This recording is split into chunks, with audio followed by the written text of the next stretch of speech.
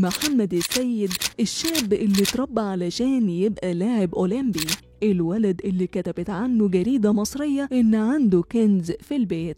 إيه حكاية محمد السيد بالظبط؟ إيه هو الكنز اللي عنده في البيت؟ وإزاي بقى متفوق في رياضة المبارزة؟ كل ده وأكتر هنعرفه مع بعض في الفيديو ده.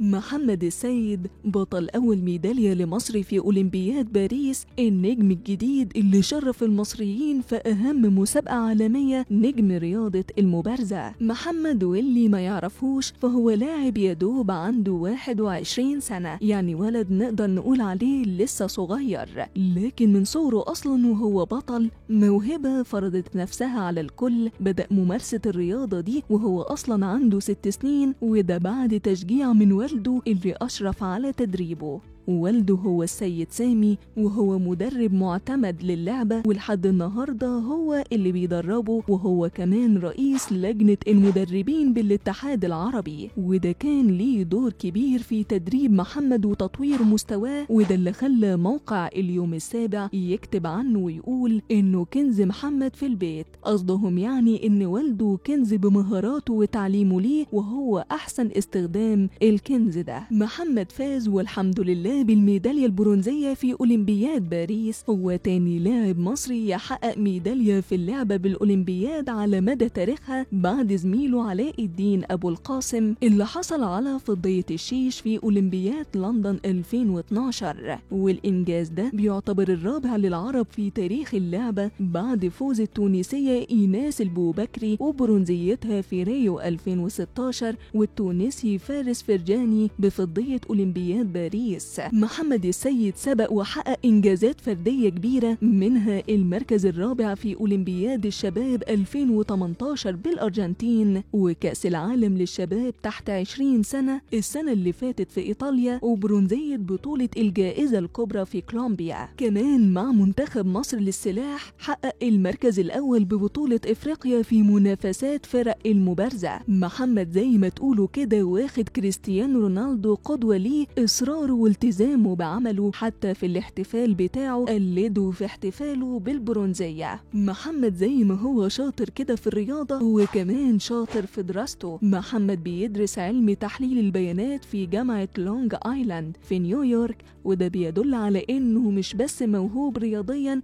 لكن كمان أكاديميا. في أولمبياد طوكيو اللي فاتت محمد السيد وصل لربع النهائي وكان عنده 18 سنة وقتها، وقدم أداء ممتاز جدا خلى الناس تنتبه ليه. بعد كده تصدر التصنيف العالمي في سبتمبر 2023، ورغم انه تراجع للمركز العاشر مؤخرا لكنه رجع للتوهج في أولمبياد باريس وحقق الميدالية البرونزية، وظبط كمان تصنيفه العالمي. السر الكبير في نجاح محمد السيد بيرجع لدعم وتوجيه والده المستمر ليه، واللي كان له دور كبير في تأهيله للأولمبياد. والد محمد كان بيشتغل على تطوير مهاراته وتحفيزه بشكل كبير جدا، وده يمكن يكون هو اللي وصله للإنجاز ده. محمد السيد زيادته في التصنيف العالمي الفترة الأخيرة كان دليل على تطور مستواه واجتهاده المستمر لتحقيق ميدالية أولمبية، وأديه الحمد لله أهو حقق الميدالية البرونزية في أولمبياد باريس. ودي مش بس إنجاز لمحمد السيد لكنها كمان إنجاز لمصر في الأولمبياد.